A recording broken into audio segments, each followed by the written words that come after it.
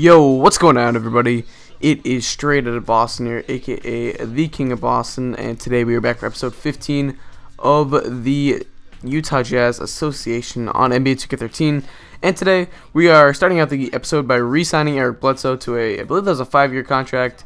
And you can see we do have a few key players who have not yet decided to re-sign with us, but I believe all 3 of those guys are restricted free agents. So hopefully we'll be set on that. We can just match whatever offers they get. Hopefully we'll have enough cap room to do so. And we also are going to sign Gennaro Pargo to a 10-day contract. Yes, there are 10-day contracts in this game. Apparently, I did not realize that. It must have been added in recently because I never knew that before. But either way, we can take a look at some player stats here. Derek Favors being the big man for us so far this year, averaging about 17 and 8. And in this gameplay, we're going to be going up against the New Orleans Hornets, who are only 31 and 33, but their team overall is 95 overall, and they are a very good team. This is a team that, throughout most associations that I've seen on YouTube and just, from personal experience, this is a team that becomes very good due to the fact that they have 2 young budding superstars, at least in this game's eyes, in Eric Bledsoe and Anthony Davis. They did also draft Rookie of the Year candidate Cody Zeller, who, although I don't believe he's going to be too good in the pros, he is pretty good on most of the draft classes you'll find on 2K Share, and in this one as well. So anyway, and then you add guys like Grievous Vasquez and Alfred Camino, who've progressed just a little bit, progressed just enough to become decent role players for this team, and you have yourself a very nice New Orleans Hornets team. So the Utah Jazz have been on a roll of late.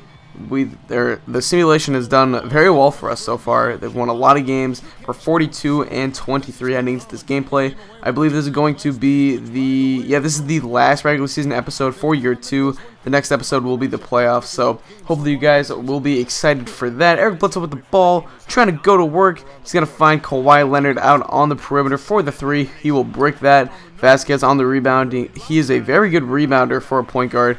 And then he kicks it up to Iguodala, who dishes it off to Cody Zeller for the mid-range jump shot. Andre Iguodala is another guy that it seems like the New Orleans Hornets always get in a lot of people's associations. Look at the alley-oop there. It's going to be swatted down by Eric Gordon, I believe that was. But Favors is there to recover and put it in for 2.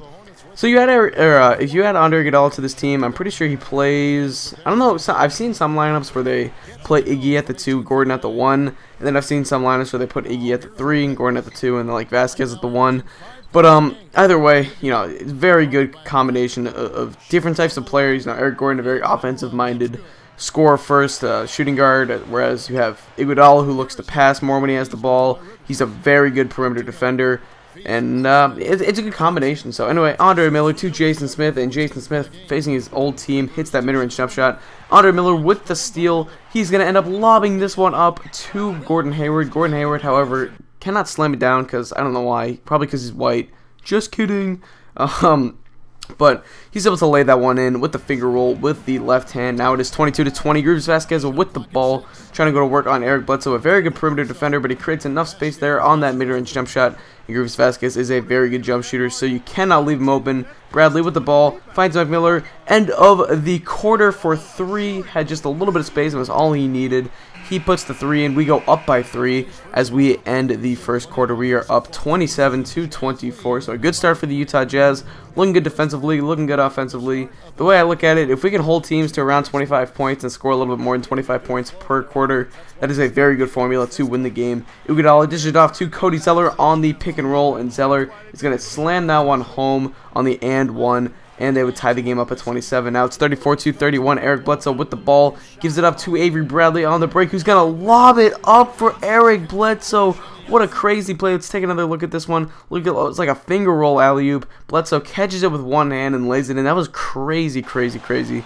Yeah, that was just nuts. That was pretty cool when that happened. But Eric Gordon with the steal there. Eric Bledsoe's had a bit of a turnover problem of recent.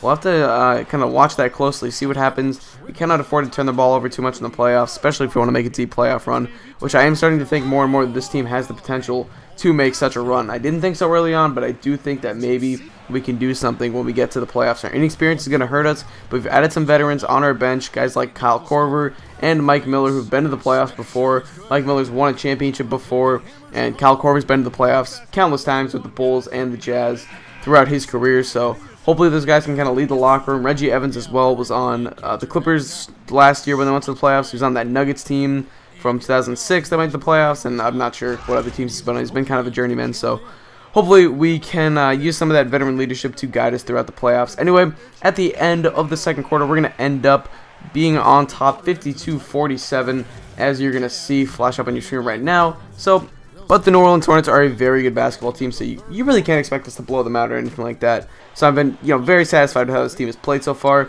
Looking more and more, like I said, like a playoff, or like a team that's ready to make a playoff run. So anyway, Derek Favors spins off Anthony Davis, gets the spread slam dunk right there.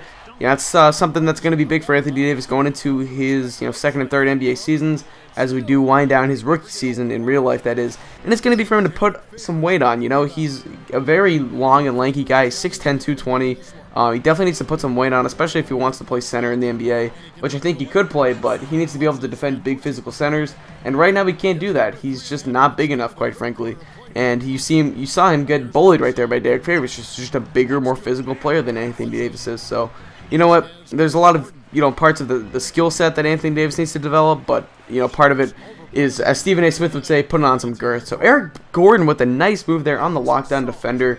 Avery Bradley, now Andre Miller with the ball. He's going to end up going around the screen from Jason Smith and getting a rare 2 points. You almost never see Andre Miller score on this team, at least in this association. I know he scores in real life quite often. Well, not often, but you know what I mean. But I don't use him so much on the offensive end. When I do use him, it's setting up guys, or setting up plays for other guys. He does have that floor general signature skill, so when he's on the floor, everybody's a little bit better, which is pretty cool to have, especially on our second unit. It really helps out some of the guys. So anyway, looks like Andre Iguodala there gets the standing dunk, the vertical dunk, 29.6 on the Nike replay right there. So the score is now 69-68. Iggy with the ball. He's going to dish it out to Grievous Vasquez. A bad defensive possession right there by the Jazz. Eric Bledsoe, I believe, that was Avery Bradley, jumped on that pump fake, and that kind of screwed up the rest of the defense.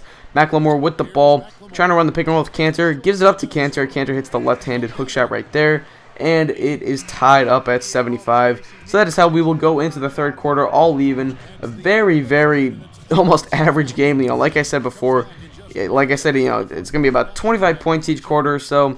And, look at that. We're right on pace for 100 each.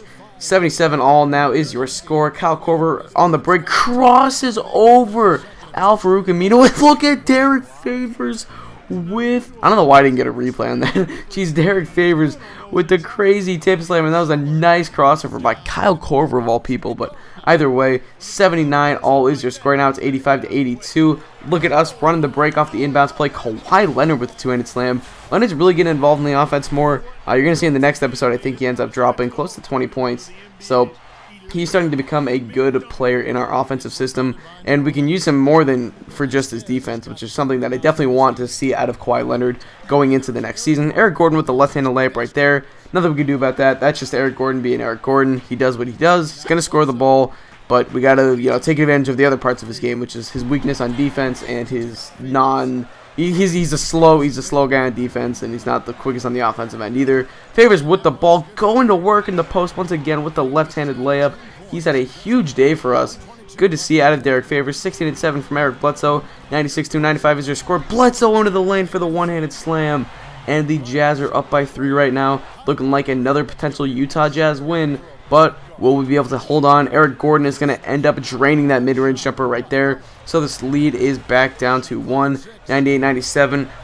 Bradley with the ball now, going to work. He gets into the lane, up and under, puts it in. Well, it wasn't really an up and under, it was a pump fake, but anyway, 100-97. Eric Gordon with the ball, pulls up, hop step, it's good. It's a 1-point game. So we're going to inbound it. We're going to get fouled. Bledsoe hits the first free throw. Here's the second one.